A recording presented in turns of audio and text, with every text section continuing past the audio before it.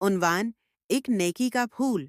एक छोटे से गांव में एक बूढ़ी औरत रहती थी जिसका नाम फातिमा बीबी था। इसका कोई नहीं था, न शौहर न बेटा।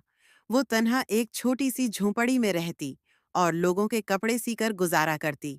एक दिन सर्दियों की सख्त रात थी। हवा तेज चल रही थी और आसमान पर बादल छाए हुए थे। फातिमा बीबी लकड़ियां खत्म होने पर कांपती हुई बैठी थीं। अचानक दरवाजे पर हल्की सी दस्तक हुई। फातिमा बीबी ने दरवाजा खोला तो देखा एक छोटा बच्चा गीली चादर ओढ़े सर्दी से कांप रहा है। अम्मी, मुझे बहुत सर्दी लग रही है। एक रात आपके पास ठहर सकता हूँ? फातिमा बीबी ने फौरन उसे अंदर बुला लिया। उसे अपने पुराने कंबल में लिपीटा, चौलाहे पर पानी गर्म किया और जो भी था उसको खाने को दिया।